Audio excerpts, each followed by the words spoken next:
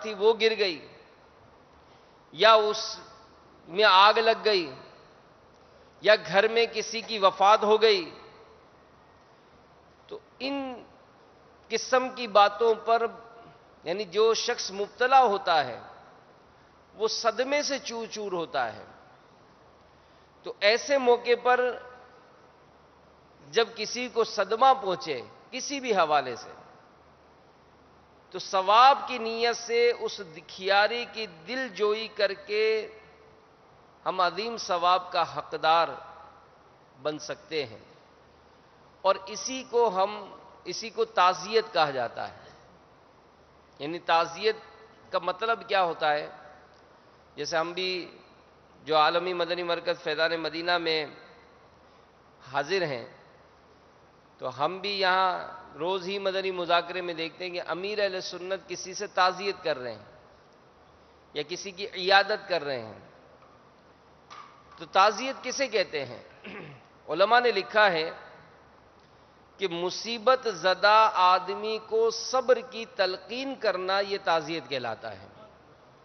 مصیبت زدہ آدمی کو صبر کی تلقین کرنا یہ تعزیت کہلاتا ہے، اور تعزیت مسنون یعنی سنت ہے۔ اور یقیناً جس سے تعزیت کی جاتی ہے اس کا دل خوش ہوتا ہے، اور یہ منظر ہم دیکھ رہے ہیں کہ اگر کسی کے سامنے پتہ چلا اس کو کہ امیر اہل سنت اس کے ساتھ تعزیت کرے، تو کہہ رہا مجھے یقین نہیں آ رہا کہ باپا مجھ سے یوں تعزیت کر رہے ہیں۔ تو بارہا الحمدللہ یہ معاملہ دیکھا جاتا ہے۔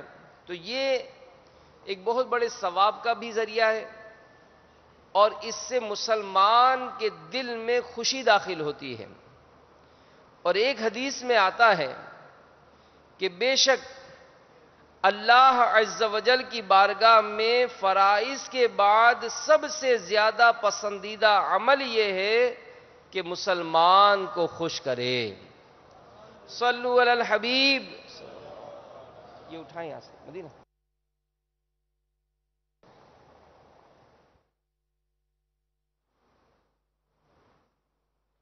تو جو مصیبت زدہ ہے، یہاں کہاں رکھ رہے بھائی؟ لے جائیں اس کو اس طرف، نہیں لے جائیں اس کو وہاں دے دیں۔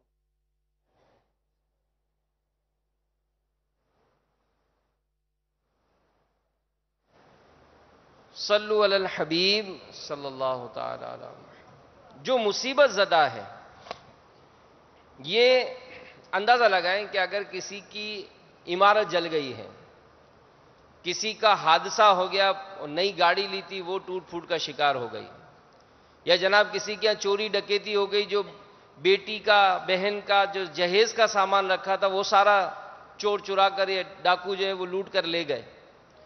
اب ایسا شخص جو ہے وہ صدمے سے چور چور ہے، اور وہ جو صدمے سے چور چور ہے وہ کس قدر بڑے ثواب کا حقدار بھی بن رہا ہے۔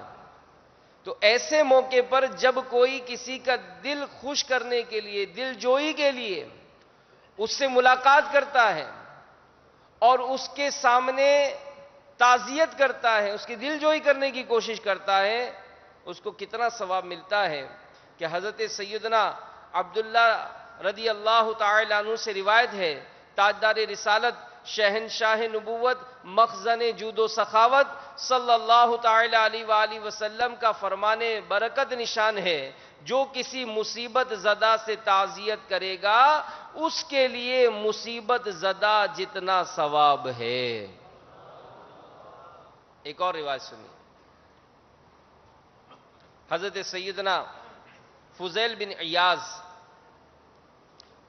رضی اللہ تعالی عنہ ارشاد فرماتے ہیں کہ مجھے یہ خبر پہنچی کہ سیدنا موسیٰ کلیم اللہ علی نبینا وعلی الصلاۃ والسلام نے بارگاہ رب العزت عز و جل میں عرض کی کہ اے میرے رب عز و جل، وہ کون ہے جو تیرے عرش کے سائے میں ہوگا جس دن اس کے علاوہ کوئی سایہ نہ ہوگا؟ اللہ عز و جل نے ارشاد فرمایا، اے موسیٰ علیہ السلام، وہ لوگ جو مریضوں کی عیادت کرتے ہیں، جنازے کے ساتھ جاتے ہیں اور کسی کا بچہ فوت ہو جائے تو اس سے تعزیت کرتے ہیں. تو یہ بھی ایک نعمت ہے، ایک نعمت ہے کہ جو کسی کو نصیب ہو جائے. ورنہ آج کل کا دور بڑا عجیب و غریب ہے کہ مثال ہم اس معاملے میں فوراً ذہن بناتے ہوں گے کہ یار ہمارا تو ہے، ہم تو تعزیت کرتے، کس کی کرتے؟ یہ کبھی سوچا؟ مثال ایک مارکیٹ جل گئی، ایک مارکیٹ جل گئی اور دکانیں اور جو اس کے باہر جو پتھارے لگاتے تھے وہ سب سامان سب جل گیا، دکانیں بھی جل گئیں. اب ہم دیکھتے ہیں کہ لوگ ان بیچاروں کا جن کا نقصان ہو ان سے تعزیت کرنے آ رہے ہیں. کس سے تعزیت کی جا رہی ہے؟ سیٹھ صاحب سے. چلیں بھائی ٹھیک ہے، سیٹھ سے بھی تعزیت کریں، مگر آپ یہ سوچیں کہ اس سیٹ کی دیگر مارکیٹوں میں 10 دکانیں ہیں. اس کے پاس لوگ آ رہے ہیں، فون آ رہے ہیں، ادارے والے آ رہے ہیں، سب اس کے پاس تسلی دے رہے ہیں کہ کوئی بات نہیں، اللہ آپ کو صبر دے، اس کا جزا دے. لیکن وہ پتھارے والا، وہ ٹھیلے والا جو اسی مارکیٹ میں اپنا وہ ٹھیلا کھڑا کرتا تھا، اپنا سامان رکھتا تھا، اس کا بھی سارا سامان جل گیا. اس غریب سے کون تعزیت کر رہا ہے؟ سیٹھ صاحب کی تو مزید 5-6 دکانیں ہیں، وہ تو کچھ نہ کچھ اپنا حساب کتاب بنا لیں گے. یہ غریب آدمی جو اس کی جمع پونجی یہی تھی، یہ روز کماتا تھا، روز خرچ کرتا تھا، اس سے کون تعزیت کرے گا؟ سیٹھ صاحب کی گاڑی چھین گئی، افسوس کرنے کا اظہار کر رہے ہیں ہم. حالانکہ سیٹھ صاحب کی گاڑی انشورنس والی تھی، کلیم کریں گے نئی گاڑی بھی مل جائے گی ان کو. پھر بھی ان کے پاس لوگ آ رہے ہیں، ملاقات کر رہے ہیں کہ چلو اللہ کا شکر ہے آپ کی جان بچ گئی، یہ ہو گیا وہ ہو گیا. اس کی دکان میں جو ملازم ہے اس کا 2000 روپے کا ہی موبائل تھا، وہ چھن گیا. اس سے کون تعزیت کر رہا ہے؟ تو کہیں ایسا تو نہیں کہ ہماری تعزیت جو ہے وہ بھی کوئی دنیاوی مفاد رکھ رہی ہے اور ہم اس سے مل رہے ہیں کہ جس سے تھوڑا سا مطلب اپنے کو بھی فائدہ ہو، کہ ہم جناب اس سے جو تعزیت کریں گے تو ذرا اس سے ہمارے تعلقات اچھے رہیں گے. جیسے اگر ملازم ہے اور کمپنی کا جو سیٹ تھا اس کا انتقال ہو گیا، اب ملازم وہ پتا چلے کل دوپہر میں جنازہ ہے، وہ اتنی دور ہے، ملازم پہنچتا ہے نماز جنازہ پڑھنے کے لیے؟ نہیں، یہ تو کوشش کرے گا کہ کسی طرح سیٹ کے لڑکے کو میں نظر آ جاؤں، ہاتھ ملا لوں اس سے جا کر، تاکہ پتا چلے کہ میں جنازے میں آیا تھا. کیوں؟ کہیں ایسا نہ ہو کہ میری نوکری سے میری چھٹی کر رہے. ثواب کے لیے کون کر رہا ہے؟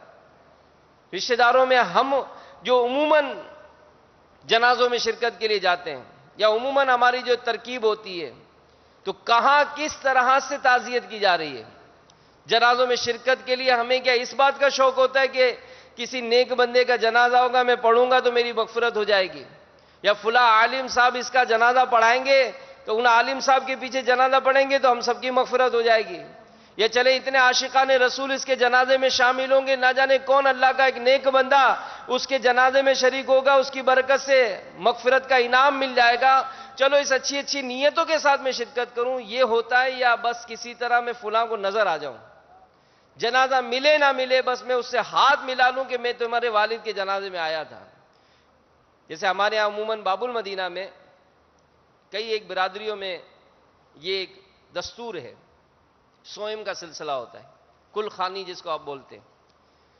اب ہمارے یہاں باب المدینہ میں عموماً 1 گھنٹے کا دورانیہ ہوتا ہے کہ بھائی 9 بجے سے 10 بجے تک یہ کل خانی ہوگی، سوئم کا سلسلہ ہوگا. بعض اوقات تو ایسا بھی دیکھا جاتا ہے کہ 9 جب بجتے نا تو اس کی سگی اولاد بھی نہیں آتی ہے، گھر کا کوئی فرد نہیں ہوتا ہے. چلو جی 9:15 9:30 کے آس پاس گھر کے کچھ چند ایک افراد ٹہلتے ٹہلاتے یہ مسجد پہنچیں گے اور جناب وہ قرآن پاک لے کر، اب ان 5-10 میں بھی کسی ایک کو پڑھنا ہے تو ٹھیک، ورنہ وہ سب دانوں پہ بیٹھ جائیں گے. اب جناب کوئی 9:30 بجے 9:35 پر کوئی قریبی رشتہ دار 1-2، 9:45 بجے کچھ لوگوں کا آنا زیادہ شروع ہو جاتا ہے. جب آخری 10 منٹ ہوں گے پوری مسجد بھر جائے گی، پوری مسجد بھری ہوئی ہوگی، اور جناب اس میں سب فاتحہ میں شرکت کریں. چلے یہ بھی صحیح ہے، لیکن مقصد کیا؟ ہم اپنا اس انداز کو ذرا سا چیک کریں کہ ہماری مقصد کوئی ثواب حاصل کرنے کا بھی ہے یا صرف حاضریاں ہی لگوا رہے ہیں؟ اور اس میں بھی اگر سسر صاحب کا انتقال ہوا تو داماد کو کتنے بجے آنا ہے، کہاں بیٹھنا ہے، یہ سارا فکس ہوتا ہے. تو یوں مطلب میرے میٹھے میٹھے اور پیارے پیارے اسلامی بھائیوں، یہ بڑا عجیب و غریب معاملہ ہو گیا، اور اس میں بھی ظاہر ہے ہماری نیتوں کا بڑا دخل ہوگا. اور اللہ تعالیٰ کی کروڑا رحمتیں ہوں امیر اہل سنت پر کہ آپ نے ہر نیک و جائز کام کرنے سے پہلے ہمیں نیتیں کرنے کا ذہن دیا ہے کہ چیک تو کریں، ٹیسٹر تو لگائیں گے میں کیوں کر رہا ہوں. کہیں ایسا نہ ہو کہ میں اتنی مشقت کروں، خرچہ کروں، مجھے ثواب نہ ملے. تو اس لیے بہتر ہے کہ جانے سے پہلے ہی تھوڑی اپنی نیتیں اچھی کر لیں، درست کر لیں، تو انشاءاللہ عز و جل اس کا ثواب ملے گا.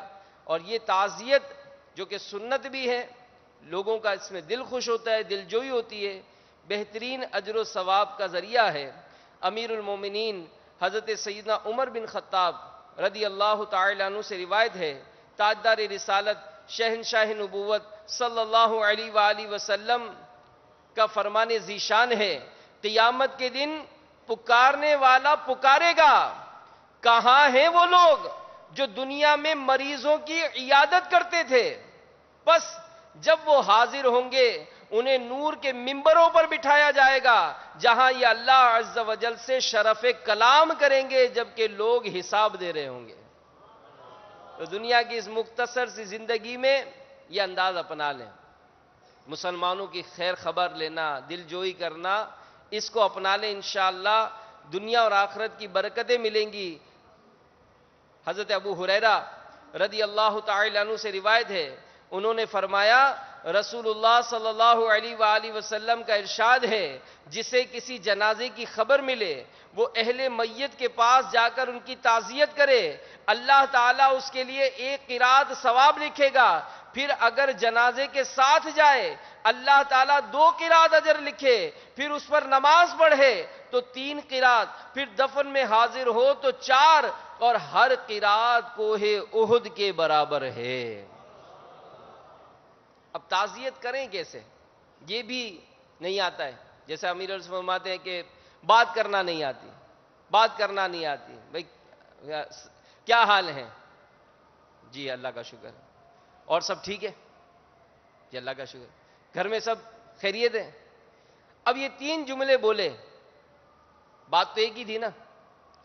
بات کرنا نہیں آتی، بات کریں کیسے؟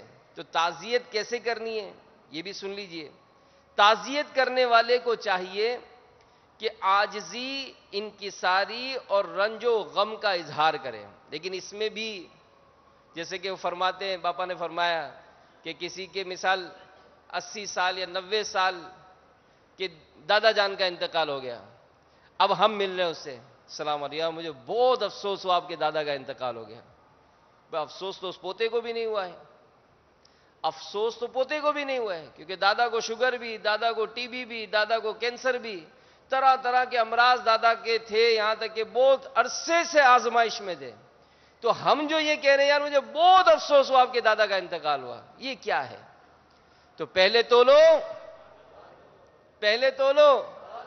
تو معتکف تو سیکھ ہی رہے روزانہ اللہ کی رحمت سے باپا سے. تو پہلے تولنا ہے، بولنا کیا ہے ہم کو، بولنا کیا ہے. تو ہم جو بات کریں وہ بھی سوچ سمجھ کے کریں. اور یہاں علماء نے لکھا ہے کہ گفتگو کم کریں اور مسکرانے سے بچے، کہ ایسے موقع پر مسکرانا دلوں میں بغض و کینہ پیدا کرتا ہے. کسی کا موبائل چھن گیا اور ہنس ہنس کے ہم مل رہے ہیں، یا گاڑی چھن گئی، کوئی نقصان ہو گیا، چوری ڈکیتی ہو گئی، اب ہم اس سے مسکرا کے ملے، شیطان اس موقع پر جو ہے وہ دلوں میں بغض ڈالتا ہے کہ دیکھو یار میرا نقصان ہوا، اس کو دل میں خوشی ہوئی. اور شیطان کے خلاف جنگ، شیطان کے خلاف جنگ، شیطان کے خلاف جنگ. جی ہاں، یہ ترکیب بنائیں. پھر تعزیت کا وقت موت سے 3 دن تک ہے. اس کے بعد مکروہ ہے کہ غم تازہ ہوگا، مگر جب تعزیت کرنے والا یا جس کی تعزیت کی جائے وہاں موجود نہ ہو، یا موجود ہے مگر اسے علم نہیں، تو بعد میں حرج نہیں. مستحب یہ ہے کہ میت کے تمام اقارب کو تعزیت کریں، چھوٹے بڑے، مرد و عورت، سب کو، مگر عورت کو اس کے محارم ہی تعزیت کرے، تعزیت میں یہ کہے اللہ تعالیٰ میت کی مغفرت فرمائے، اس کو اپنی رحمت میں ڈھانکے اور تم کو صبر روزی کرے اور اس مصیبت پر ثواب عطا فرمائے۔ نبی کریم صلی اللہ علیہ وآلہ وسلم نے ان لفظوں سے تعزیت فرمائی، خدا ہی کا ہے جو اس نے لیا دیا اور اس کے نزدیک ہر چیز ایک میعاد مقرر کے ساتھ ہے۔ اس پر امیر اہل سنت نے یہ مسئلہ بھی بیان فرمایا ہے کہ جو ایک بار تعزیت کر آیا، دوبارہ تعزیت کے جانا یہ جو ہے یہ مکروہ ہے۔ تو خیر، مسلمان مختلف معاملات میں پریشان ہوتے ہیں، ایسے موقع پر ان کی خبر گیری کرنا اور ان کی دل جوئی کرنا یہ ہمارے اسلاف کا انداز رہا ہے، اور اس میں یہ نہیں ہوتا تھا کہ میں تو اتنا بڑا آدمی ہوں، یہ تو اتنا چھوٹا آدمی ہے، یہ انداز نہیں ہوتا تھا۔ ایک رات سیدنا فاروق اعظم رضی اللہ تعالی عنہ یہ مدینہ منورہ کا دورہ فرما رہے تھے، ایک خیمے پر نظر پڑی، جب قریب گئے تو آپ رضی اللہ تعالی عنہ کو تکلیف میں مبتلا ہونے کی آوازیں آئیں۔ اس خیمے کے باہر ایک شخص بیٹھا تھا، آپ رضی اللہ تعالی عنہ نے سلام کے بعد اس سے حال دریافت کیا تو معلوم ہوا کہ وہ شخص خلیفہ وقت سے ملنے آیا ہے۔ البتہ اسے یہ نہیں معلوم تھا کہ خلیفہ خود سامنے کھڑے۔ بہرحال اس نے بتایا کہ اس کی زوجہ حاملہ ہے اور درد ذی یعنی بچے کی پیدائش سے پہلے ہونے والے درد میں مبتلا ہے، اور میرے پاس کوئی ایسے اسباب نہیں ہیں۔ سیدنا فاروق اعظم رضی اللہ تعالی عنہ اپنے گھر تشریف لائے اور اپنی زوجہ سیدتنا ام کلثوم رضی اللہ تعالی عنہا سے فرمایا کہ کیا تم ثواب کمانا چاہتی ہو؟ سبحان اللہ، کیسا گھرانہ تھا، سبحان اللہ۔ اللہ عز و جل نے اسے خود تم تک پہنچایا ہے۔ انہوں نے عرض کی حضور کیا بات ہے؟ آپ رضی اللہ تعالی عنہ نے فرمایا کہ ایک اجنبی عورت درد ذی میں مبتلا ہے، اس کے پاس کوئی نہیں۔ عرض کیا اگر آپ راضی ہیں تو میں چلتی ہوں۔ فرمایا ٹھیک ہے، تم ضروری سامان وغیرہ لے کے چلو۔ جب وہاں پہنچے تو آپ رضی اللہ تعالی عنہ نے اپنی زوجہ کو اندر بھیج دیا اور خود اس شخص کے پاس بیٹھ گئے۔ اس سے فرمایا آگ جلاؤ۔ اس نے آگ جلائی تو آپ نے ہانڈی اس کے اوپر رکھ دی۔ جب ہانڈی پک گئی تو دوسری طرف بچے کی بھی ولادت ہو گئی۔ آپ رضی اللہ تعالی عنہ کی زوجہ نے اندر سے آواز دی، اے امیر المومنین، اپنے ساتھی کو بیٹے کی خوشخبری دے دیجئے۔ اب جیسے ہی اس شخص نے امیر المومنین سنا تو وہ تو جہاں بیٹھا تو کھسک گیا تھوڑا آگے۔ تو فاروق اعظم رضی اللہ تعالی عنہ نے فرمایا جیسے بیٹھے تھے ویسے ہی بیٹھے رہو۔ پھر آپ رضی اللہ تعالی عنہ نے ہانڈی اٹھا کر اپنی زوجہ کو دی، فرمایا کہ خاتون کو کھلاؤ اور اسے آسودہ کرو۔ پھر آپ رضی اللہ تعالی عنہ نے اس شخص کو بھی کھانے کے لیے دیا اور فرمایا کہ کل صبح میرے پاس آنا، میں تمہاری ضروریات کو پورا کروں گا۔ جب وہ شخص صبح آپ رضی اللہ تعالی عنہ کے پاس گیا تو آپ نے اس نو مولود بچے کا وظیفہ بھی جاری کیا اور اسے بھی مال وغیرہ عطیہ کیا۔ تو یہ ہمارے اسلاف اور یہ ہمارے بزرگ تھے کہ ان کا یہ انداز ہوتا تھا۔ اور آج اگر ہمیں پتا، کیونکہ اب تو میڈیکل میں ایسا ہوتا ہے کہ بھائی جیسے تاریخیں دے دی جاتی ہیں کہ اس تاریخ کو خاتون کو جو ہے وہ ایڈمٹ کیا جائے گا۔ اب اگر کوئی سیٹ ہے اور اس کو پتا ہے کہ اس کے جو ملازم ہیں اس کے گھر میں اس ولادت کا سلسلہ ہے، اب رات کو اگر اس ملازم کا فون آیا تو ہم غور کریں اور سوچیں کہ کیا ہم فون اٹھائیں گے اس کا، یا دل میں ہوتا ہے کچھ مانگ لے گا تو، یہی ہوتا ہے نا، کچھ مانگ لے گا تو۔ اب یہ جو موقع ہوتا ہے اس میں اگر بندہ یہ سوچے کہ اللہ تعالیٰ نے اگر مجھے ایسا صاحب مال کیا ہے یا اس حیثیت کا کیا ہے کہ میں سامنے والے کی مدد کر سکتا ہوں، تو اٹھائے اور اس موقع پر اپنے اس مسلمان بھائی کی دل جوئی کرے، جس قدر ہو سکتا ہے اس کی مدد کرے، کیونکہ یہ نظام قدرت ہے۔ کہیں ایسا نہ ہو کہ آج جس شخص کی مدد کے لیے ہم تیار نہیں، ایسا ہو سکتا ہے کہ کل کو ہمیں اس کی مدد کی ضرورت ہو اور ہم وہ تیار نہ ہو۔ کیونکہ ظاہر دنیا میں ایسے بہت سے منظر دیکھے کہ کروڑ پتی بنگلوں میں کاروں میں گھومنے والے بالکل کلاش ہو جاتے ہیں، سب کچھ ختم ہو جاتا ہے. اور ایسا بھی ہوتا ہے کہ فٹ پاتھ پر سونے والا کبھی ایسا مالا مال ہو جاتا ہے کہ اللہ تعالیٰ اس کو بہت نوازتا ہے. تو خیر، ہمیں اگر اس معاملے میں توجہ دینی چاہیے. اور دوسری بات، بسا اوقات اس میں اگر کوئی ایسا معاملہ ہوتا ہے کہ اگر ہمارے یہاں کسی کا انتقال ہوا، والد صاحب کا انتقال ہوا، اور اگر مثال ہے کوئی نہیں آیا جنازے میں، بعض اوقات ہوتا ہے کہ جس سے الیک سلیک ہوتی ہے نہیں آتے، تو ایسا دل میں احساس پیدا ہوتا ہے کیا میں غریب آدمی ہوں، میرے یہاں کون آئے گا، میں غریب آدمی ہوں، میرے یہاں کون آئے گا. تو اس طرح کا انداز یہ احساس کمتری کہلاتا ہے. اور یہ بھی میرے میٹھے میٹھے اسلامی بھائیوں، ہمیں اس طرح کا معاملہ بھی نہیں کرنا چاہیے کہ حضرت سیدنا امیر المومنین علی المرتضیٰ شیر خدا کرم اللہ تعالی وجہہ الکریم نے ارشاد فرمایا، اللہ عز و جل کے گمنام بندوں کے لیے خوشخبری ہے. وہ بندے جو خود تو لوگوں کو جانتے ہیں لیکن لوگ انہیں نہیں پہچانتے، اللہ عز و جل نے جنت پر مقرر فرشتے سیدنا رضوان علیہ السلام کو ان کی پہچان کرا دی ہے. یہی لوگ ہدایت کے روشن چراغ ہیں. اللہ عز و جل نے تمام تاریک فتنے پر ظاہر فرما دیے. اللہ عز و جل انہیں اپنی رحمت سے جنت میں داخل کرائے گا، فرمائے گا یہ شہرت چاہتے ہیں، نہ ظلم کرتے ہیں، نہ ہی ریاکاری میں پڑتے ہیں. تو جو گمنام ہیں، یا ایسا مطلب ہے کہ ان کو بظاہر کوئی پرسان حال نہیں ہے، کوئی پرسان حال نہیں ہے، غریب ہے. اور ہم بسا اوقات ہم جنازے میں شرکا کی تعداد دیکھ کر متاثر ہوتے، یار اس کے جنازے میں او ہو اتنے ہزاروں آدمی تھے، لیکن یار فلاں کے جنازے میں لوگ نہیں تھے. اس طرح کا ہمارے کیلکولیشن ہوتی ہے کہ یار اس کے جنازے میں لوگ تھے، یہ بڑا کوئی نیک آدمی ہے. علماء نے لکھا ہے کہ جو اللہ کا نیک بندہ ہے، جو متقی ہے، پرہیزگار ہے، جس سے اللہ راضی ہوا، اگرچہ اس کے جنازے میں 4 آدمی ہیں، لیکن اس کے گھر سے لے کر اس کی قبر تک دونوں جانب فرشتے کھڑے ہو کر دعا کرتے ہیں کہ یا اللہ اس کی مغفرت فرما، اے اللہ اس کی مغفرت فرما.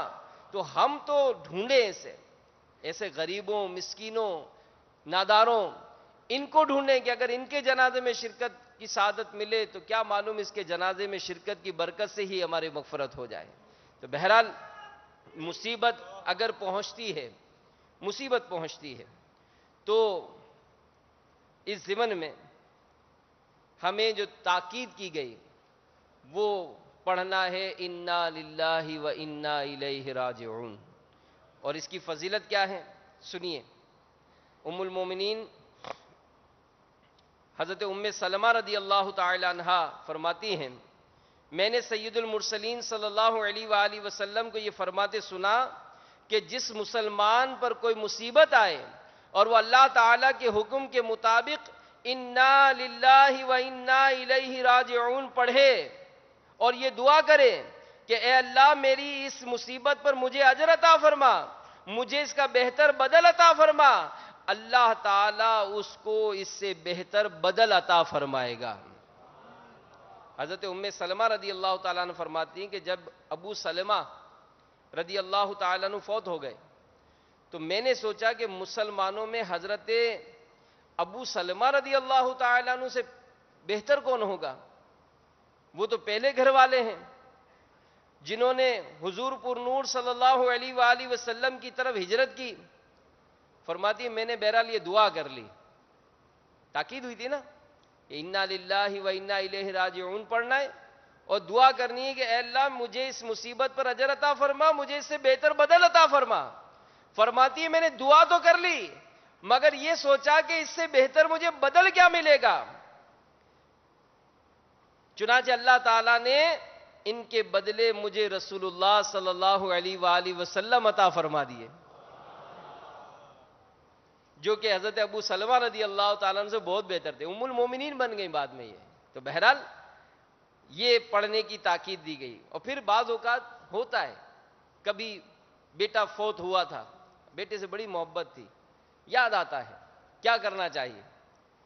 حضرت امام حسین بن علی رضی اللہ تعالی عنہ سے روایت ہے، حضور پر نور صلی اللہ علیہ وآلہ وسلم نے ارشاد فرمایا جس مسلمان مرد یا عورت پر کوئی مصیبت پہنچے اور وہ اسے یاد کر کے انا للہ و انا الیہ راجعون کہے، اگرچہ مصیبت کا زمانہ دراز ہو گیا ہو تو اللہ تعالیٰ اس پر نیا ثواب عطا فرماتا ہے، اور ویسا ہی ثواب دیتا ہے جیسا اس دن دیا تھا جس دن مصیبت پہنچی تھی۔ تو جب وہ مصیبت یاد آئے، جب وہ مصیبت یاد آئے انا للہ و انا الیہ راجعون پڑھیں گے تو اس دن کا ثواب ملے گا۔ اور پھر سرکار صلی اللہ تعالی علیہ وآلہ وسلم ایک مرتبہ تشریف فرماتے، چراغ بجھ گیا تو آپ صلی اللہ علیہ وآلہ وسلم نے انا للہ و انا الیہ راجعون پڑھا۔ عرض کی گئی کیا یہ بھی مصیبت ہے؟ ارشاد فرمایا جی ہاں، ہر وہ چیز جو مومن کو اذیت دے وہ اس کے لیے مصیبت ہے اور اس پر اجر ہے۔ تو بہرحال یہ تربیت کے مدنی پھول امیر اہل سنت نے عطا فرمائے ہیں، اور انداز بھی دیکھا ہے کہ اگر مثال لائٹ چلی جائے، جیسے چراغ بجھ گیا تو چراغ تو نہیں جلتے، لائٹ چلی گئی تو یہ بھی مصیبت تو ہے نا، انا للہ و انا الیہ راجعون۔ تو یہ بھی ہمیں پڑھنے کا معمول کرنا چاہیے۔ اور پھر صبر کا جو ثواب ہے نا مصیبت پر، سبحان اللہ، سنیے حضرت سیدنا ابو موسیٰ رضی اللہ تعالیٰ عنہ سے روایت ہے، نور کے پیکر، تمام نبیوں کے سرور، دو جہاں کے تاجور، سلطان بحربر صلی اللہ تعالی علیہ وآلہ وسلم نے فرمایا جب کسی آدمی کے بچے کا انتقال ہو جاتا ہے، اللہ عز و جل اپنے فرشتوں سے فرماتا ہے کیا تم نے میرے بندے کے بچے کی روح قبض کر لی؟ فرشتے عرض کرتے ہیں ہاں۔ اللہ عز و جل فرماتا ہے کیا تم نے اس کے دل کا ٹکڑا چین چھین لیا؟ فرشتے عرض کرتے ہیں ہاں۔ اللہ عز و جل فرماتا ہے تو پھر میرے بندے نے کیا کہا؟ فرشتے عرض کرتے ہیں اس نے تیری حمد کی اور انا للہ و انا الیہ راجعون پڑھا، تو اللہ عز و جل فرماتا ہے میرے اس بندے کے لیے جنت میں ایک محل بناؤ اور اس کا نام بیت الحمد رکھو۔ تو خیر، جب بھی ایسا کبھی موقع ملے تو صبر کرنا چاہیے۔ اور پھر بعض اوقات یہ دعوت اسلامی کے مدنی ماحول کی برکتیں ہیں کہ یہ ذہن ملتا ہے کہ اگر کسی کا انتقال ہو جائے تو اس غسل میں شرکت ہو رہی ہے، جناب اس کو کفن پہنایا جا رہا ہے، اس کے جنازے میں شرکت ہو رہی ہے، بلکہ اس کی تدفین میں بھی شرکت کی جاتی ہے۔ ان تمام باتوں کا اجر بہت زیادہ ہے۔ ایک اور حدیث میں ہے کہ جس نے کوئی قبر کھودی اللہ عز و جل اس کے لیے جنت میں گھر بنائے گا، اور جس نے کسی میت کو غسل دیا اپنے گناہوں سے ایسا پاک و صاف ہو جائے گا جیسے اس دن تھا جس دن اس کی ماں نے اسے جنا تھا، اور جس نے کسی میت کو کفن پہنایا اللہ عز و جل اسے جنت کے حلے یعنی جوڑے پہنائے گا، اور جس نے کسی غمزدہ سے تعزیت کی اللہ عز و جل اسے تقوی کا حلہ پہنائے گا اور روحوں کے درمیان اس کی روح پر رحمت فرمائے گا، اور جس نے کسی مصیبت زدہ سے تعزیت کی اللہ عز و جل اسے جنت کے حلوں میں سے دو ایسے حلے پہنائے گا جن کی قیمت دنیا بھی نہیں بن سکتی، اور جو جنازے کے ساتھ چلا تدفین تک ساتھ رہا اللہ عز و جل اس کے لیے ایسی 3 قرات ثواب لکھے گا جن میں ہر قرات جبل احد سے بڑا ہوگا، اور جس نے کسی یتیم یا محتاج کی کفالت کی اللہ عز و جل اسے اپنے عرش کے سائے میں جگہ عطا فرمائے گا اور اسے جنت میں داخل فرمائے گا۔ تو ہمیں اچھی اچھی نیتوں کے ساتھ، ثواب کی نیت کے ساتھ مسلمانوں کے غسل میں، تدفین میں، جنازوں میں شرکت کو اپنا معمول بنانا چاہیے۔ اور بہرحال اس میں یہ ضرور میں عرض کروں گا کہ ہماری جو کہ دعوت اسلامی کے 95 سے زائد شعبہ جات ہیں، اس میں ایک شعبہ مجلس تجہیز و تکفین بھی ہے۔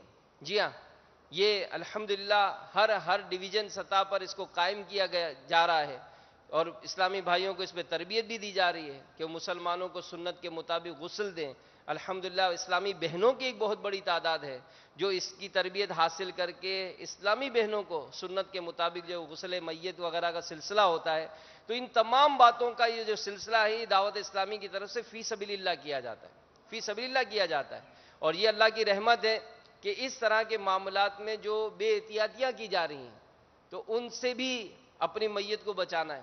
ظاہر ہے اگر کسی کے والد کا انتقال ہو جائے تو شریعت میں تو ہے کہ بیٹا اس میں اپنے والد کو غسل دے، بیٹا اس کی جنازہ پڑھا ہے، لیکن ہم خود سوچیں اور غور کریں کہ گھر میں ایسے معاملات ہوتے ہیں تو کون اس پر اہلیت رکھتا ہے؟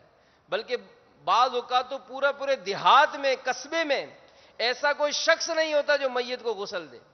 امام صاحب کسی دوسرے گاؤں چلے گئے صبح، اب امام صاحب کا انتظار کیا جا رہا ہے۔ ایسے بہت سارے واقعات ہیں کہ گاؤں میں ایک ہی غسل دینے والا ہے، وہ کسی سبب سے گاؤں سے دور دوسرے شہر چلا گیا، تو اب وہ اس کا میت کو رکھ کر انتظار کریں کہ وہ آئے گا تو غسل دے گا۔ تو ہمیں سب یہ باتیں سیکھنی چاہیے۔ اللہ کی رحمت ہے، دعوت اسلامی کے مدنی قافلوں میں سفر کریں گے، اعتکاف میں شرکت کر لیں گے، یہ ساری باتیں بتدریج جو ہے وہ سکھائی جاتی ہیں۔ تو یہاں پر میں یہ بات بھی ضرور عرض کروں گا کہ ظاہر ہے کسی کا مال چھن گیا، کسی کا عمارت گر گئی، کوئی چوری ہو گئی، ڈکیتی ہو گئی، گھر میں کسی کی فوتگی ہو گئی، یقیناً یہ مصیبت ہے، یہ مصیبت ہے، لیکن اس پر صبر بھی کرنا ہے، کیونکہ جہالت کے سبب اس میں بہت سارے ایسے معاملات یا ایسے کلمات کہے جاتے ہیں جو بندوں کو ایمان سے خارج کر دیتا ہے۔ جیسا کہ امیر اہل سنت کی بارگاہ میں سوال کیا گیا کہ جیسا کہ گھر میں کوئی ایسا معاملہ آ جاتا ہے یا کبھی ایسا کوئی نقصان ہو گیا تو کسی نے بک دیا کہ اللہ عز و جل کے گھر کا تو سارا نظام ہی الٹا ہے، معاذ اللہ۔ تو پوچھا گیا تو کیا حکم شرعی ہے؟ جواب، ایسا کہنے والا کافر ہو گیا کیونکہ مذکورہ جملہ رب مبین عز و جل کی شدید ترین توہین ہے۔ پھر بسا اوقات ہمارے گھر میں نقصان ہوا، لیکن دوسرے کچھ ایسے بھی لوگ تھے جو بہت زیادہ گناہوں میں مبتلا ہوتے ہیں، لیکن عیش کوشیاں ان کے گھر میں، اور بڑی وہ لوگوں کو تکلیف دیتے، لیکن بظاہر وہ بڑی چین و راحت کی زندگی گزار رہے ہیں۔ تو اس پر بسا اوقات بک دیا جاتا ہے۔ تو پوچھا گیا اللہ تبارک و تعالی عیاروں اور مکاروں کا ساتھ دیتا ہے، یہ کہنا کیسا؟ جواب، کہنے والا کافر ہو گیا کیونکہ یہ جملہ قرآن مبین کی صریح مخالف اور اللہ رب العالمین کی سخت ترین توہین پر مبنی ہے۔ تو ہمیں اپنی زبان کو لگام دینا ہے، زبان کو لگام دینا ہے، اور ایسے موقع پر خاص کر جب ہماری کوئی ایسی مصیبت آ جائے، مشکل آ جائے، تو ہمیں صبر کا دامن یہ ہرگز چھوڑنا نہیں ہے، کیونکہ علماء نے لکھا ہے کہ اللہ تبارک و تعالیٰ کے ہر کام میں حکمتیں ہوتی ہیں۔ تکلیف پر صبر کر کے اجر حاصل کرنا چاہیے، کیونکہ آفات و بلیات یہ کفارہ سیئات یعنی گناہوں کے کفارے اور باعث ترقی درجات ہوتی ہیں۔ چنانچہ تاجدار رسالت صلی اللہ علیہ وآلہ وسلم نے فرمایا اللہ عز و جل جب کسی بندے سے بھلائی کا ارادہ کرتا ہے تو اس کے گناہ کی سزا فوری طور پر اسے دنیا میں ہی دے دیتا ہے۔ تو دنیا میں اگر کوئی ایسی تکلیف آئی، ایسی بیماری ہو گئی، اب صبر کرے، واویلا کریں گے، شور کریں گے تو اس شور کرنے سے ہمارا وہ مسئلہ حل نہیں ہو جانا ہے، لیکن صبر کر کے جو ہم اجر کما سکتے ہیں وہ ہو سکتا ہے ضائع ہو جائے۔ بلکہ اس ضمن میں ایک حکایت پیش کی جاتی ہے کہ ایک مرتبہ محمود بادشاہ تشریف فرما تھے، تو قریب ہی آپ کا چہیتا غلام ایاز بھی موجود تھا۔ محمود بادشاہ نے کھیرا، ککڑی یہ آپ کے سامنے رکھی ہوئی تھی، تو آپ نے ایک ککڑی اٹھائی اور بڑی محبت سے اس کی کاش ایک ٹکڑا جو ہے وہ کاٹ کر اپنے چہیتے غلام ایاز کو دیا۔ ایاز نے وہ لیا اور کھا لیا، پھر کاٹی، پھر دی، ایاز نے پھر کھا لی۔ ایک ایک کر کے وہ محمود بادشاہ کاٹتے گئے، دیتے گئے، ایاز کھاتے گئے مزے مزے سے۔ آخر کی جو کاش تھی وہ محمود بادشاہ نے خود کھائی۔ اب جیسے ہی کھائی تو وہ کڑوی تھی، وہ سخت کڑوی تھی۔ تو محمود بادشاہ نے اس کو منہ سے نکالا اور کہا کہ ایاز اتنی کڑوی ککڑی جو ہے، کھیرا جو ہے، وہ تم اتنے مزے مزے سے کھا رہے ہو، تمہیں محسوس نہیں ہوا؟ تو ایاز کہنے لگے کہ حضور ان ہاتھوں سے ہمیشہ اچھا اچھا کھایا ہے، ان ہاتھوں سے ہمیشہ اچھا اچھا کھایا ہے، تو آج اگر یہ کڑوا آیا تو میرے دل نے گوارا نہ کیا کہ میں شکوہ کیوں کروں، کہ ان ہاتھوں نے ہمیشہ مجھے اچھا کھلایا، اگر آج کڑوا آیا تو میرے نفس نے، میرے دل نے گوارا نہ کیا۔ تو اللہ تبارک و تعالیٰ نے اس قدر نعمت عطا فرمائی، مثال بنگلہ دیا، فیکٹریاں دی، گاڑیاں دی، بینک بیلنس دیا، اولاد دی، معاملات دیے، سب کچھ اچھا ہو گیا۔ اگر کسی طرح گاڑی کو حادثہ ہو گیا تو شکوہ کرنا چاہیے۔ اگر اولاد ملی، چلے جوان ہو گئے، ان کے بچے ہو گئے، اگر اس میں سے کسی کی فوتگی ہو گئی، دیا کس نے؟ کس نے دیا یہ سب؟ اللہ نے دیا، تو اللہ ہی کا مال ہے، اسی نے لے لیا، تو ہم اعتراض کیوں کریں؟ وہ بڑا پیارا خوبصورت شعر باپا فرماتے نا کہ زباں پر شکوائے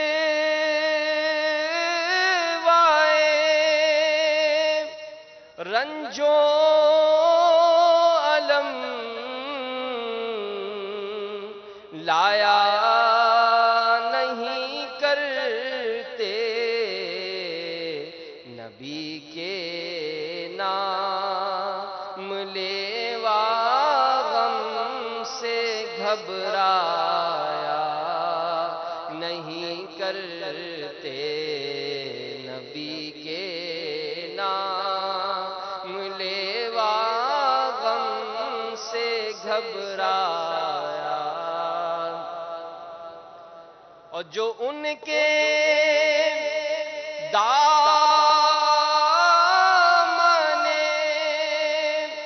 رحمت سے وابستہ ہے، اے حامد کسی کے سامنے وہ ہاتھ پھیلایا نہیں کرتے، کسی کے سامنے وہ ہاتھ پھیلایا۔ اور پھر بسا اوقات ایسا ہوتا ہے کہ اگر مصیبت آئی، تکلیف آئی، تو اگر کوئی ایسا دینی کام کرتے تھے وہ چھوڑ دیتے ہیں۔ ایک اسلام بھائی باپا کی بارگاہ میں حاضر ہوئے تو امیر اہل سنت ظاہر ہے پسند فرماتے ہیں کہ جو دعوت اسلامی کا جتنا کام کرے وہ اتنا اچھا لگتا ہے، کیونکہ اس میں ہماری آخرت کی بہتری بھی ہے، دین اسلام کی خدمت ہے۔ تو امیر علیہ السلام نے فرمایا آج کل کیا ذمہ داری ہے؟ عرض کی کہ حضور ڈویژن کی ذمہ داری تھی، لیکن کچھ پریشانیاں، کچھ پرابلمز ہو گئیں تو وہ آج کل ذمہ داری چھوڑی ہوئی ہے۔ تو امیر علیہ السلام نے فرمایا کہ آپ کو تو مصیبت پریشانی آنے پر 2 ڈویژن کی ذمہ داری کر لینی تھی۔ تو بعض اوقات ایسا ہوتا ہے کہ اگر کوئی ایسی بیماری تکلیف ہوتی ہے تو دین کے ہی کام کو ہم چھوڑ دیتے ہیں، وہ کہتے ہیں یار بہت مشکل ہو گئی، بہت پریشانی ہو گئی، تو فرماتے ہیں پیارے مبلغ معمولی سی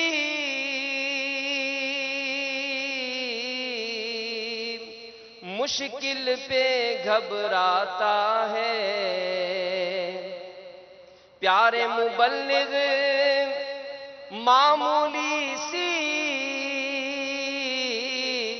مشکل سے گھبراتا ہے، دیکھ حسین نے دین کی خاطر، دیکھ حسین نے دین کی خاطر سارا گھر قربان کیا، دیکھ حسین نے دین کی خاطر سارا گھر۔ اور تکلیف آئے نا، پریشانی آئے، دل بھرا ہوا ہو، اٹھائیں ہاتھ۔ شکوہ لوگوں سے کر کے ہم کیا لے لیں گے ان سے؟ ارے رب کی بارگاہ میں ہاتھ اٹھائیں کہ اس وقت بندہ جو دعا کرتا ہے اللہ تعالیٰ اس کی دعا جلد قبول فرماتا ہے۔ حضرت انس بن مالک فرماتے ہیں کہ ام سائب رضی اللہ تعالیٰ عنہ کا بیٹا یہ 9 عمری میں اچانک انتقال کر گیا۔ ہم لوگوں نے اس لڑکے کی آنکھیں بند کی، اس کو کپڑا اڑا دیا، ہم لوگوں نے اس کی ماں کے پاس پہنچ کر لڑکے کی موت کی خبر سنائی، تعزیت و تسلی کے کلمات کہنے لگے۔ صائب رضی اللہ تعالیٰ عنہ اپنے بیٹے کی موت کی خبر سن کر چونک گئیں، آپ دیدہ ہو گئیں. انہوں نے اپنے دونوں ہاتھوں کو اٹھا کر اس طرح دعا مانگی کہ یا اللہ میں تجھ پر ایمان لائی، میں نے اپنا وطن چھوڑ کر تیرے رسول کی طرف ہجرت کی، اس لیے اے میرے خدا میں تجھ سے دعا کرتی ہوں میرے لڑکے کی مصیبت مجھ پر مت ڈال. یہ دعا ختم ہوتے ہی صائب رضی اللہ تعالی عنہ کا مردہ لڑکا اپنے چہرے سے کپڑا اٹھا کر اٹھ بیٹھا اور زندہ ہو گیا. تو لوگوں سے دعا کراتے ہیں، کرائیں، اچھی بات ہے، کبھی خود بھی تو اٹھے نا. کہ رات میں، ہر رات میں ایک ایسی گھڑی ہوتی ہے، علماء فرماتے ہیں کہ مرد مسلمان اللہ کی بارگاہ میں جو دعا کرتا ہے اللہ تعالیٰ قبول فرماتا ہے. ہم اٹھیں تو صحیح، رب کی بارگاہ میں سجدہ ریز ہو کر دعا تو کریں کہ یا اللہ میں بہت کمزور ہوں، امتحان کے کہاں قابل ہوں میں پیارے اللہ، بے سبب بخش دے مولا تیرا کیا جاتا ہے. یہ عاشقان رمضان کی صحبتیں ہیں، ان کے درمیان بیٹھ کر دعا کریں، مرشد کا چہرہ دیکھ کر دعا کریں. جی ہاں، یہ اللہ کے ولی کی برکتیں ہیں. ایسے بے شمار واقعات ہیں. ایک اسلام میں پچھلے رمضان میں یہ حاضر تھے، گھر میں ولادت کا سلسلہ تھا، تو مجھے بعد میں انہوں نے خود کہا تھا کہ میری خواہش تھی کہ میں باپا سے مل کر عرض کروں کہ حضور میرے لیے دعا کریں، گھر میں آسانی ہو جائے. تو خیر موقع نہیں ملا. تو سحری کے بعد امیر سنت صوفے پہ تشریف فرماتے ہیں. میں نے دعا کی کہ یا اللہ اس ولی کامل کی برکت سے گھر میں آسانیاں عطا فرما دیں. کہ یہ دعا کی، سحری کی، فجر کی نماز پڑھ کر جب میں یہاں گھر پہنچا تو پنجاب سے فون آیا کہ گھر میں مدنی منع کی ولادت ہو گئی ہے. نیک لوگوں کی صحبت کی برکتیں ہیں. تو اللہ تعالی ہمیں استقامت عطا فرمائے، اخلاص عطا فرمائے. ہماری تکلیفیں، مصیبتیں محبوب کریم کے صدقے میں اللہ تعالیٰ سب دور فرمائے، ہمیں صبر عطا فرمائے. آمین بجاہ النبی الامین صلی اللہ تعالی علیہ وآلہ وسلم. صلو علی الحبیب صلی اللہ. اذان جمعہ کا سلسلہ ہے، اذان کا جواب دیجئے اور ہر کلمے پر 2 لاکھ نیکیاں حاصل کیجئے. اذان کا جواب دینا بہت آسان ہے، جو مؤذن صاحب کہیں وہی دہرا دیں، اذان کا جواب ہو جائے گا.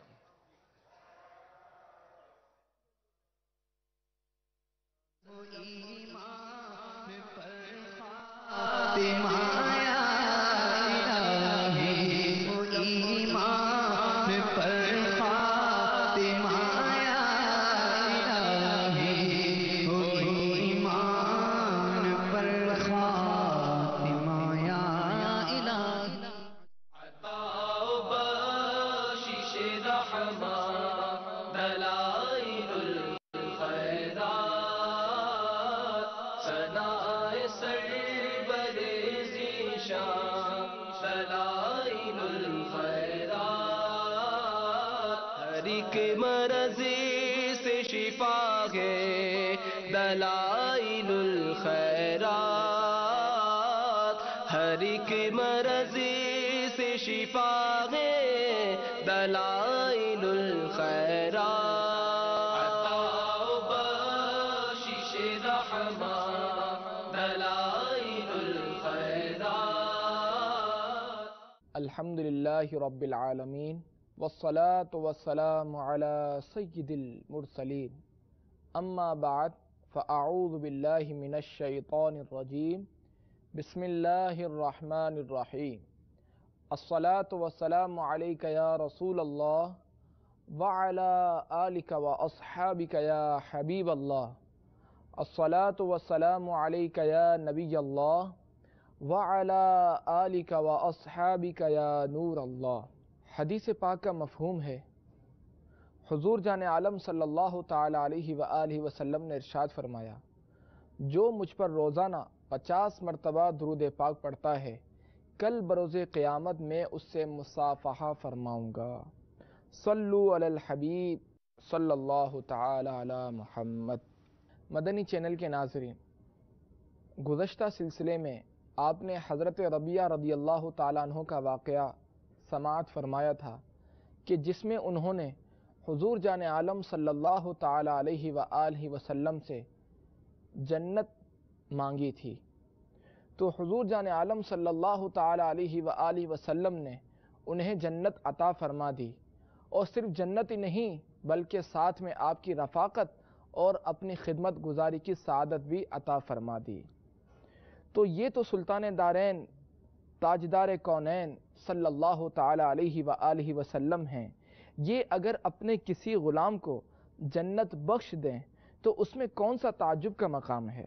ان کے غلامان غلام کو رب العالمین نے اپنی محبوبیت اور ایسے ایسے تصرفات کی قدرت و طاقت عطا فرمائی ہے کہ وہ اپنے نیاز مندوں کو بإذن الہی جنت کا محل عطا فرما دیتے ہیں۔ چنانچہ ایک مشہور واقعہ ہے کہ حضرت بہلول دانا مجذوب شہر بغداد سے باہر ریتیلے میدان میں ریت کے گھر بنا رہے تھے۔ ملکہ بغداد زبیدہ وہاں سے گزری اور عرض کرنے لگی کہ حضرت یہاں میدان میں آپ کیا بنا رہے ہیں؟ بہلول دانا نے نہایت لاپرواہی سے جواب دیا کہ میں یہاں جنتی محل بنا رہا ہوں۔ زبیدہ نے کہا کہ کیا کوئی محل میرے ہاتھ فروخت بھی کریں گے؟ بہلول دانا کہنے لگے ہاں ہاں میں بناتا بھی ہوں اور بیچتا بھی ہوں۔ زبیدہ بولی کہ اچھا تو پھر ایک محل مجھے دے دیجئے، جو قیمت آپ فرمائیں میں دینے کو تیار ہوں۔ بہلول دانا نے فرمایا کہ جاؤ 30 درہم میں ایک محل میں نے تمہارے ہاتھ بیچ دیا۔ خوش عقیدہ ملکہ زبیدہ 30 درہم اس مجذوب درویش کے قدموں پر ڈال کر روانہ ہو گئی۔ گھر جا کر اپنے شوہر ہارون رشید بادشاہ بغداد سے یہ ماجرا بیان کیا تو بادشاہ نے زبیدہ کے بھولے پن پر ہنس دیا، مگر جب رات میں سویا تو خواب میں دیکھا کہ میدان محشر قائم ہے اور جنتی محل نظروں کے سامنے ہے۔ اچانک اس نے دیکھا کہ ایک محل پر ملکہ زبیدہ کا نام لکھا ہوا ہے۔ مردوں کی تو عادت ہی ہوتی ہے کہ بیوی کی ہر چیز کو اپنی ہی سمجھتے ہیں۔ ہارون رشید یہ سمجھ کر محل میں داخل ہونے لگا کہ یہ میری بیوی زبیدہ ہی کا محل ہے، مگر فرشتوں نے دھکا دے کر بیک بینی ایک ہی نگاہ میں اسے باہر نکال دیا اور کہا کہ میاں یہ دنیا نہیں ہے کہ شوہر بیوی کی ہر چیز پر اپنا قبضہ جما لیتا ہے، یہ عالم آخرت ہے، یہاں دنیا کا دستور نہیں چلے گا، یہاں تو چیز جس کی ہے وہی اس پر قابض ہو سکتا ہے۔ ہارون رشید منہ لٹکائے چلے آئے، مگر جب آنکھ کھلی تو ایک سناٹا چھا گیا اور زبیدہ کے جنتی محل خریدنے اور پھر اس پر اپنے ہنس دینے کا واقعہ یاد آ گیا۔ مارے افسوس و ندامت کے پریشان دماغ ہو گیا اور رات کا کاٹنا دو بھر ہو گیا۔ صبح ہوتے ہی اپنا خواب زبیدہ سے بیان کیا اور کہا کہ جلد مجھے بہلول دانا کی خدمت میں لے چل، میں بھی ایک محل خریدوں گا۔ چنانچہ میاں بیوی دونوں بہلول دانا کے درویشی دربار میں پہنچے اور دیکھا کہ آپ بدستور ریت کے گھر نہایت انہماک کے ساتھ بنائے جا رہے ہیں۔ ہارون رشید بولا کہ حضور میں بھی ایک جنتی محل خریدوں گا۔ بہلول دانا نے جواب دیا کہ ہاں ہاں تم بھی خرید لو۔ ہارون رشید نے کہا کہ حضور کتنی قیمت دوں؟ فرمایا کہ ایک محل کی قیمت 30,000 درہم ہے۔ ہارون رشید کہنے لگا کہ حضور آپ نے میری بیوی زبیدہ کو 30 درہم میں ایک محل دیا اور آج مجھ سے 30,000 مانگ رہے ہیں۔ بہلول دانا نے نہایت اطمینان کے ساتھ جواب دیا کہ بھائی تمہاری بیوی نے بغیر دیکھے محل خریدا تھا اور تم تو دیکھ بھال کر خرید رہے ہو، اس لیے دام بڑھ گئے۔ ہارون رشید کے دل پر چوٹ لگی، انتہائی شرمندہ ہوا۔ سبحان اللہ سبحان اللہ، محبوبان خدا کے اختیارات و تصرفات کا کیا کہنا۔ سچ کہا ہے کسی خوش عقیدہ شاعر نے، اس در کے گدا بھر دیتے ہیں شاہان جہاں کی جھولی کو، اس در کے گدا بھر دیتے ہیں شاہان جہاں کی جھولی کو، محتاج کا جب یہ عالم ہے مختار کا عالم کیا ہوگا۔ صلو علی الحبیب صلی اللہ تعالی علی محمد۔ مدنی چینل کے ناظرین، میں یہ عرض کر رہا تھا کہ خدا رب العالمین ہے اور رسول رحمت للعالمین، یعنی جہاں جہاں خدا کی خدائی ہے ہر جگہ محمد مصطفیٰ صلی اللہ تعالی علیہ وآلہ وسلم کی مصطفیٰ بھی ہے۔ یہی وجہ ہے کہ زمین و آسمان بلکہ سارے جہاں کی ہر چیز جس طرح خدا کو جانتی پہچانتی ہے اور مانتی ہے، اسی طرح ہر چیز پیارے مصطفیٰ صلی اللہ تعالی علیہ وآلہ وسلم کو بھی جانتی پہچانتی اور مانتی ہے۔ چنانچہ حضور سید عالم صلی اللہ تعالی علیہ وآلہ وسلم نے خود ارشاد فرمایا، کل شیء یعلم انی رسول اللہ الا کفرۃ الانس والجن، یعنی انسانوں اور جنوں کے سوا جو کافر ہیں ہر چیز مجھے اللہ کا رسول مانتی ہے۔ چنانچہ معجزہ نبوت کی روایات بتا رہی ہیں کہ زمین، پانی، آگ، ہوا، چاروں عناصر اور ان کے سوا تمام کائنات عالم مدنی تاجدار صلی اللہ تعالی علیہ وآلہ وسلم کی فرما بردار ہیں۔ کون نہیں جانتا کہ وقت ہجرت جب سراقہ بن مالک نے 100 اونٹ کے انعام کا لالچ دل میں لیے ہوئے رحمت للعالمین صلی اللہ تعالی علیہ وآلہ وسلم کو قتل کرنے کی غرض سے گھوڑا دوڑاتے ہوئے مدینہ منورہ کے راستے میں مقدس اونٹنی کے بالکل قریب پہنچ کر حملہ آور ہونا چاہا تو سرکار دو جہاں نے شاہانہ کر و فر اور سلطانی وقار کے ساتھ یہ حکم صادر فرمایا، یا ارض خود، اے زمین اس کو پکڑ لے۔ اس فرمان شاہی کا صادر ہونا تھا کہ فوراً زمین نے تعمیل حکم کی اور سراقہ کو گھوڑا گھٹنوں تک پتھریلی زمین میں دھس گیا۔ سراقہ انتہائی لاچاری کے عالم میں شہنشاہ دو جہاں سے پناہ و امان کی بھیک مانگنے لگا۔ رحمت للعالمین جن کے سینے میں ایسا رحیم و کریم دل تھا جس میں ساری خدائی کا درد بھرا ہوا تھا، سراقہ کی لاچاری و گریہ زاری پر آپ کو رحم آ گیا اور زمین کو حکم دے دیا، یا ارض اترک، اے زمین سراقہ کو چھوڑ دے۔ چنانچہ زمین نے چھوڑ دیا اور سراقہ کا گھوڑا زمین پر چلنے لگا۔ پھر سراقہ کی نیت بدل گئی اور دوبارہ جو ہی حملہ کا ارادہ کیا، پھر دربار رسالت سے زمین کو حکم ہوا، یا ارض خود، اے زمین اس کو پکڑ لے۔ چنانچہ سراقہ کا گھوڑا ران یا پیٹھ تک زمین میں دھس گیا اور سراقہ پہلے سے بھی زیادہ گڑ گڑا کر امن و امان طلب کرنے لگا، اور پھر سرکار دو عالم صلی اللہ تعالی علیہ وآلہ وسلم نے اپنا سلطان حکم صادر فرمایا، یا ارض اترک۔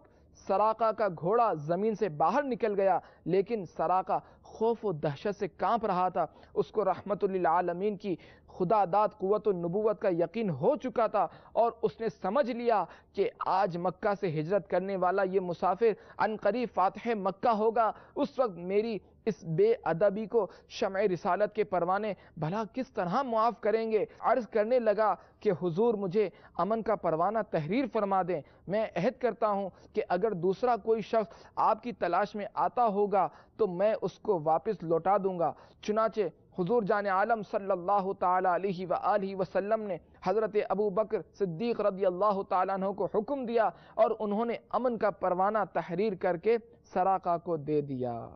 مدنی چینل کے ناظرین، یہ واقعہ دلیل روشن ہے کہ زمین جس طرح رب العالمین کو جانتی پہچانتی اور مانتی ہے، اسی طرح وہ رحمت للعالمین کو بھی جانتی پہچانتی اور مانتی ہے۔ کیوں نہ ہو کہ خدا رب العالمین ہے اور رسول رحمت للعالمین، جہاں جہاں خدا کی خدائی ہے ہر جگہ محمد مصطفیٰ صلی اللہ تعالی علیہ وآلہ وسلم کی مصطفیٰ بھی ہے۔ صلو علی الحبیب صلی اللہ تعالی علی محمد۔ صحیح بخاری و مسلم میں ہے، حضرت انس رضی اللہ تعالیٰ عنہ سے روایت ہے کہ ایک شخص حضور جان عالم صلی اللہ تعالی علیہ وآلہ وسلم کی خدمت میں وحی لکھتا تھا۔ اچانک یہ بدنصیب مرتد ہو کر مشرکین سے جا ملا۔ حضور جان عالم صلی اللہ تعالی علیہ وآلہ وسلم نے اس کے حق میں فرما دیا کہ زمین اس کو قبول نہیں کرے گی۔ حضرت انس رضی اللہ تعالیٰ عنہ کہتے ہیں کہ مجھ سے حضرت ابو طلحہ رضی اللہ تعالیٰ عنہ نے بیان کیا کہ میں خود اس زمین پر پہنچا اور بچشم خود یعنی اپنی نگاہوں سے میں نے خود دیکھا کہ اس کی لاش زمین پر پڑی ہوئی تھی، اور لوگوں نے بتایا کہ ہم نے اس کو بارہا دفن کیا مگر زمین اس کو قبول نہیں کرتی اور اس کی لاش کو باہر نکال پھینکتی۔ یہ دونوں واقعات اس بات کی دلیل ہیں کہ زمین حضور جان عالم صلی اللہ تعالی علیہ وآلہ وسلم کی تابع فرمان ہے، اور زمین پر حضور جان عالم صلی اللہ تعالی علیہ وآلہ وسلم کو تصرف کی قدرت من جانب اللہ حاصل ہے۔ مدنی چینل کے ناظرین، یہ تو وہ تصرف ہے جو حضور جان عالم صلی اللہ تعالی علیہ وآلہ وسلم کا زمین پر ہے۔ اب آئیے پانی پر حضور جان عالم صلی اللہ تعالی علیہ وآلہ وسلم کا کیا تصرف ہے، اس کا بھی ایک جلوہ آپ کو سناتے ہیں۔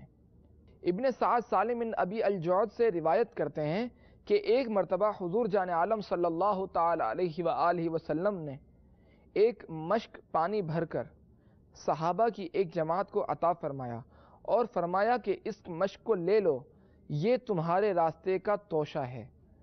صحابہ ایک منزل پر پہنچ کر جب بھوک سے بیتاب ہو گئے تو اس مشک کا منہ کھول کر دیکھا تو کیا نظر آیا کہ پوری مشک دودھ سے بھری ہوئی ہے اور مشک کے منہ پر مکھن جمع ہوا ہے۔ صحابہ نے مکھن کھایا اور دودھ نوش فرما کر سیراب ہو گئے۔ سبحان اللہ، پانی بھی حضور کی نبوت کا مصداق اور تابع فرمان ہے۔ آپ پانی کو دودھ بن جانے کا حکم دیں تو پانی دودھ بن جاتا ہے۔ مٹی اور پانی پر تصرف تو آپ نے سن لیا، اب آگ اور ہوا پر تصرف کی بھی ایک ایک مثال سن لیجئے۔ مشہور واقعہ ہے، حضرت انس رضی اللہ تعالیٰ عنہ نے صحابہ و تابعین کو دعوت کھلائی اور جب دسترخوان میں داغ دبے پڑ گئے تو آپ نے اس دسترخوان کو آگ سے بھرے ہوئے تندور میں ڈال دیا۔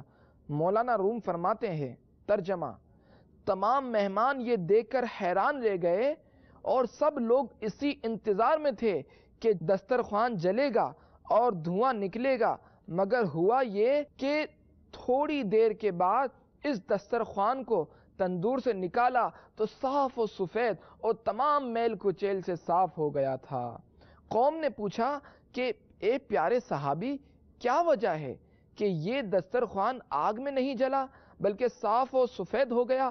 تو حضرت انس رضی اللہ تعالیٰ عنہ نے فرمایا کہ اس کے نہ جلنے کی وجہ یہ ہے کہ اس دسترخوان سے حضور رحمت للعالمین صلی اللہ تعالی علیہ وآلہ وسلم نے بار بار اپنے دست مبارک کو، دہن شریف کو صاف فرمایا ہے، اس لیے احتراماً آگ اس کو نہیں جلاتی بلکہ صاف و ستھرا کر دیتی ہے۔ مولانا روم علیہ رحمہ اس روایت کو نقل فرمانے کے بعد انتہائی جوش و محبت و جذبہ عقیدت کے ساتھ اپنے والہانہ انداز میں ارشاد فرماتے ہیں، ترجمہ: اے جہنم کی آگ اور عذاب سے ڈرنے والے دل، تو بھی اس مقدس ہاتھ اور مبارک ہونٹ سے نزدیکی حاصل کر۔ ارے جب ایک بے جان کپڑے کو پیارے مصطفیٰ کریم صلی اللہ تعالی علیہ وآلہ وسلم کے ہاتھوں اور لب مبارک کے قرب نے شرف و اعزاز بخش دیا، تو اگر کوئی شخص عاشق رسول ہو جائے اور اس کا سینہ پیارے مصطفیٰ صلی اللہ تعالی علیہ وآلہ وسلم کی محبت کا مدینہ بن جائے تو تم سمجھ سکتے ہو کہ اس پر کیسے کیسے شرف و اعزاز کے دروازے کھل جائیں گے اور اس کی عزت و عظمت کا مقام کتنا بلند سے بلند تر ہو جائے گا۔ سبحان اللہ، آگ اس درجہ حضور جان عالم صلی اللہ تعالی علیہ وآلہ وسلم کی مطیع و تابع فرمان ہے کہ جن کپڑوں کو سرکار دو عالم صلی اللہ تعالی علیہ وآلہ وسلم نے اپنے دست مبارک اور منہ لگا دیا ہو، ان کپڑوں کو بھی احتراماً آگ نہیں جلاتی۔ مدنی چینل کے ناظرین، آگ پر مصطفائی تصرف کی اس سے بڑھ کر اور کیا مثال ہو سکتی ہے؟ غزوہ احزاب میں جب کفار کے لشکر جرار نے مدینہ منورہ کا محاصرہ کر لیا تھا، ایک دن سرکار دو عالم صلی اللہ تعالی علیہ وآلہ وسلم نے خبر دی کہ آج رات میں ایک ایسی خطرناک آندھی آئے گی کہ جو شخص کھڑا ہوگا وہ اڑ جائے گا، اور یہی آندھی ان کفار کے خیموں کو اکھاڑ پھینکے گی اور ان کے گھوڑوں کو آپس میں ٹکرا دے گی۔ چنانچہ فرمان مصطفیٰ صلی اللہ تعالی علیہ وآلہ وسلم کے مطابق یہ ہلاکت خیز آندھی آئی جس نے لشکر کفار کو جھنجھوڑ کر رکھ دیا، اور سالار لشکر اس خوفناک آندھی کی تاب نہ لا کر بھاگ نکلا۔ یہی وہ آندھی ہے جس کا تذکرہ قرآن مجید میں رب العالمین نے اس طرح فرمایا، بسم اللہ الرحمن الرحیم، یا ایہا الذین آمنوا اذکروا نعمت اللہ علیکم اذ جاءتکم جنود فارسلنا علیہم ریحا وجنودا لم تروها وکان اللہ بما تعملون بصیرا۔ ترجمہ کنز الایمان: اے ایمان والو، اللہ کا احسان اپنے اوپر یاد کرو جب تم پر کچھ لشکر آئے تو ہم نے ان پر آندھی اور وہ لشکر بھیجے جو تمہیں نظر نہ آئے، اور اللہ تمہارے کام دیکھتا ہے۔ حدیث پاک میں ہے، سرکار دو عالم صلی اللہ تعالی علیہ وآلہ وسلم نے اس آندھی کا ذکر کرتے ہوئے فرمایا، نصرت بالصبا واہلکت عاد بالدبور، یعنی اس ہوا سے میری مدد کی گئی اور پچھلی ہوا سے قوم عاد ہلاک ہو گئی۔ مدنی چینل کے ناظرین، ابھی آپ نے سنا کہ مٹی، پانی، آگ، ہوا سب حضور جان عالم صلی اللہ تعالی علیہ وآلہ وسلم کے فرما بردار ہیں، اور یہ مشہور بات ہے کہ تمام کائنات، زمین و جمادات، نباتات، حیوانات، سب کے سب انہی چار عناصر سے بنے ہوئے ہیں۔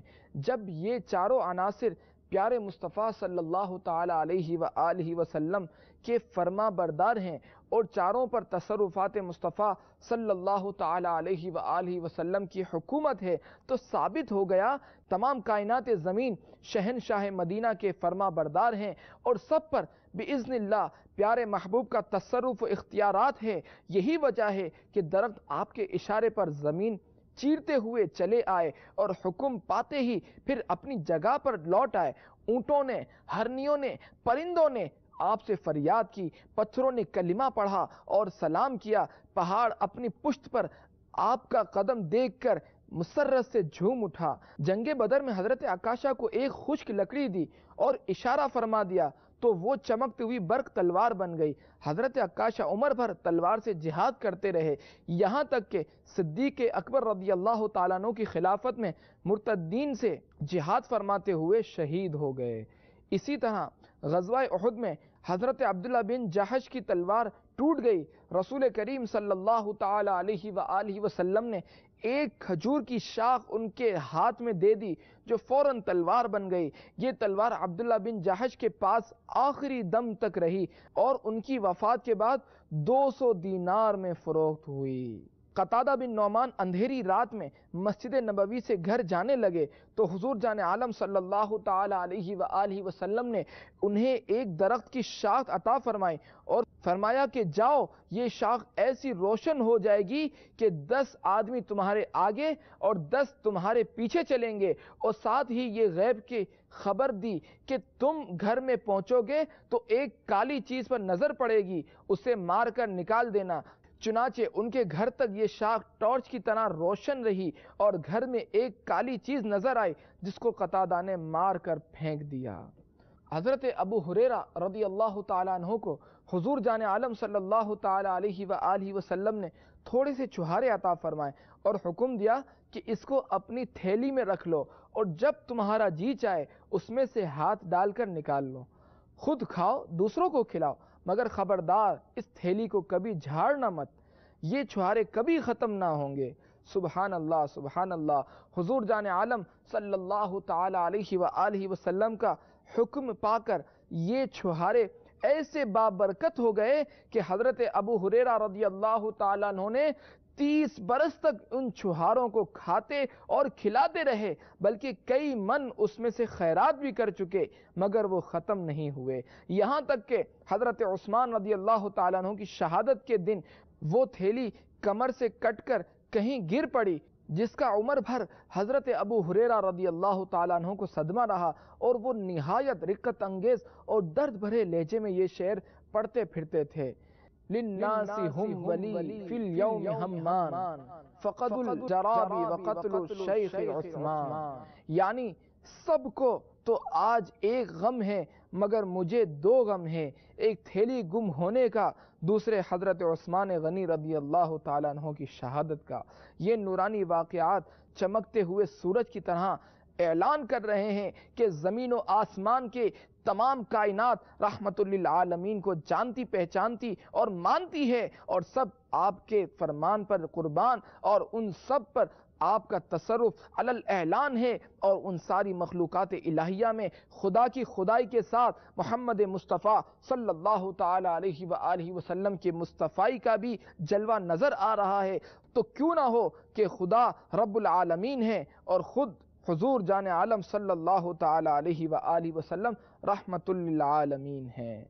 مدنی چینل کے ناظرین، دلائل الخیرات شریف میں حضور جان عالم صلی اللہ تعالی علیہ وآلہ وسلم کا اسم گرامی سیدنا رحمت صلی اللہ تعالی علیہ وآلہ وسلم ہے۔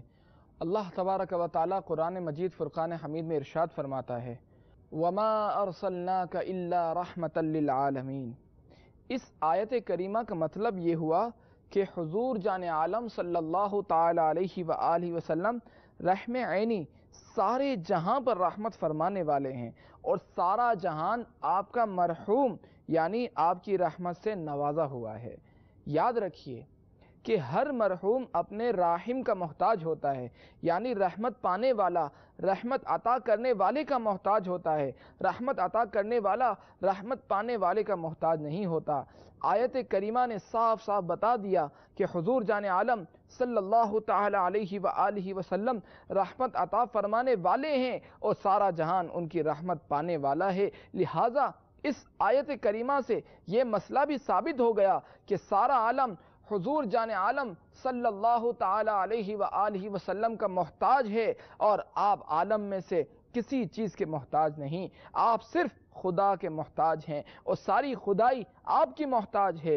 اسی مضمون کو عارف رومی نے اپنے عارفانہ انداز میں کیا خوب ارشاد فرمایا ہے زی سبب فرمودہ حق صلو علیہ کہ محمد بود محتاج الیہ، یعنی خداوند عالم نے اسی وجہ سے سارے عالم کو دربار رسالت میں صلاۃ و سلام کا نذرانہ پیش کرنے کے لیے حکم فرمایا کہ سارا عالم شہنشاہ رسالت کا محتاج ہے۔ میرے آقا سید اعلیٰ حضرت کیا خوب فرماتے ہیں خدا کی رضا چاہتے ہیں دو عالم، خدا کی رضا چاہتے ہیں دو عالم، خدا چاہتا ہے رضا محمد صلی اللہ تعالی علیہ وآلہ وسلم۔ اب غور کیجئے اور انصاف فرمائیے کہ قرآن تو محبوب خدا کو سارے عالم پر رحمت فرمانے والا اور سارے عالم کو ان کی رحمت کا محتاج بتا رہا ہے، اور عارف رومی اعلان کر رہے ہیں کہ حضور جان عالم صلی اللہ تعالی علیہ وآلہ وسلم عالم میں سے کسی کے محتاج نہیں ہیں بلکہ مختار ہیں، اور سارا عالم ان کا محتاج ہے، مگر کچھ لوگ شیطان کے بہکاوے میں آ کر یہ کہہ گزرتے ہیں کہ وہ کسی چیز کے مالی کو مختار نہیں۔ معاذ اللہ معاذ اللہ۔ اب فیصلہ آپ کے ہاتھ میں ہے کہ قرآن کا فرمان اور عارف رومی کا اعلان عقیدہ ایمان ہوگا یا شیطان کا غلط وسوسوں سے بنایا گیا عقیدہ۔ اللہ تبارک و تعالی سے دعا ہے کہ ہمیں حضور جان عالم صلی اللہ تعالی علیہ وآلہ وسلم سے سچی پکی محبت عطا فرمائے، اور ہمیں عقیدہ اہل سنت پر قائم و دائم فرمائے، اور حضور جان عالم صلی اللہ تعالی علیہ وآلہ وسلم پر بکثرت درود پاک پڑھنے کی توفیق عطا فرمائے، دلائل الخیرات شریف کا روزانہ ایک حزب پڑھنے کی توفیق عطا فرمائے۔ آمین آمین بجاہ النبی الامین صلی اللہ تعالی علیہ وآلہ وسلم۔